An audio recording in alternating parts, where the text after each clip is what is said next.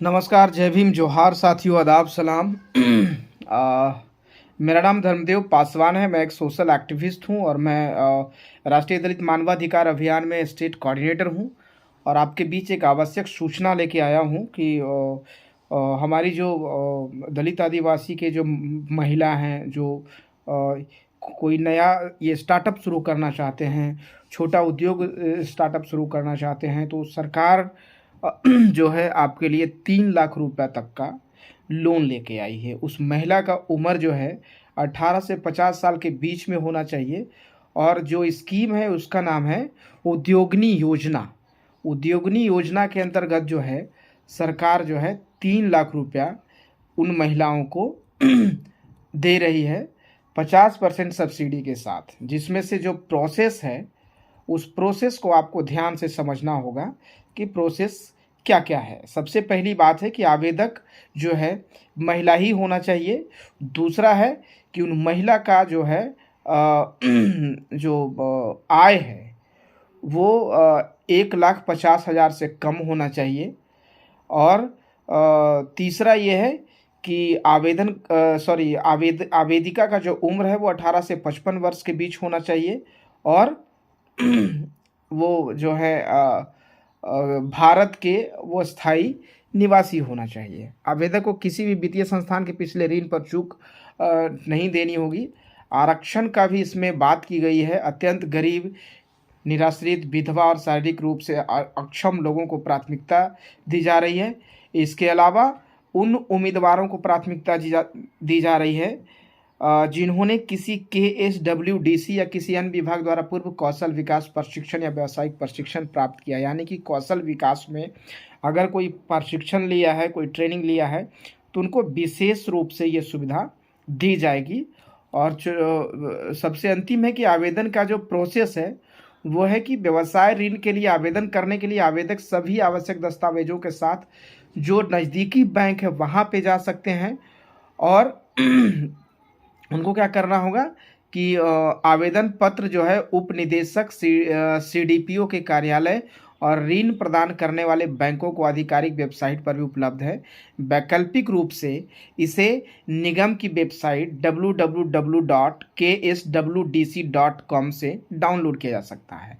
दूसरा चरण की बात अगर हम करें तो आवश्यक दस्तावेजों के साथ पूरा आवेदन पत्र जो नज़दीकी बैंक है वहाँ या फिर KSFC शाखा में जमा करना होगा।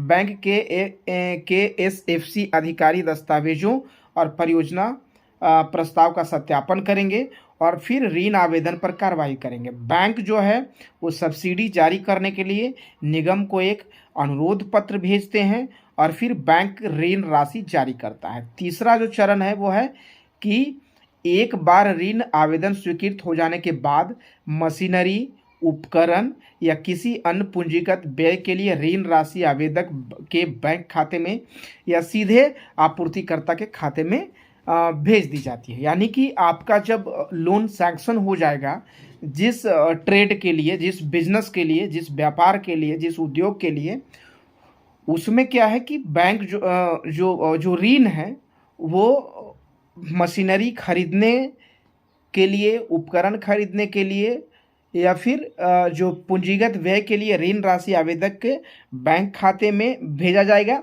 या फिर सीधे आपूर्तिकर्ता के खाते में यानी कि वेंडर के खाते में भेजा जाएगा। इसके लिए जो आवश्यक दस्तावेज हैं वो हैं आवेदक के 3 पासपोर्ट आकार की फ़ोटो होना चाहिए।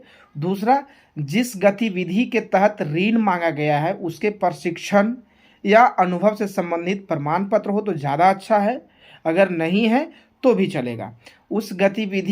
तीसरा, उस गतिविधि की विस्तृत परियोजना रिपोर्ट DPR जिसके लिए वित्तीय सहायता मांगी गई है। चौथा, राशन कार्ड या वोटर कार्ड होना जरूरी है। पांचवा, परिवार का वार्षिक आय प्रमाण पत्र होना है। छठा, जाति प्रमाण पत्र SC/ST आवेदकों के मामले में, जनरल के मामले में नहीं होगा। मशीनरी, उपकरण और अन्य पूंजीगत व्यय के लिए एक कोटेशन आपको बनवाना होगा। तो ये हैं उद्योगनी योजना के संदर्भ में अभी जो मैंने बात किया है वो ये है। और हम चाहते हैं कि जितने भी महिला हैं, अगर आपको लगता है कि पूंजी के अभाव में आप ये स्टार्टअप नहीं शुरू कर पा रहे हैं और आपके मन में ये प्लान चल रहा है कि अगर मेरे पास पैसा होता तो मैं ये स्टार्टअप शुरू कर पाती, तो आपके लिए सबसे बेहतरीन स्कीम है। आप कहीं से भी हैं, वहाँ से ये महिला उद्यमी उद्योगिनी योजना के लिए आवेदन डाल सकते हैं। इसके लिए आपको परेशान होने की ज़रूरत नहीं है। जो नज़दीकी बैंक है वहाँ पे भी संपर्क कर सकते हैं, और इसको 2 तरीके से ऑनलाइन कर सकते हैं, ऑफ़लाइन भी कर सकते हैं, ऑनलाइन भी कर सकते हैं। विशेष जानकारी के लिए आप हमारे नंबर 8873640395, एक बार नंबर फिर जान लीजिए, 8873640395 पे संपर्क कर सकते हैं। आपको पूरा प्रोसेस अगर नहीं समझ में आए तो आप हमसे कभी भी किसी टाइम बात कर सकते हैं।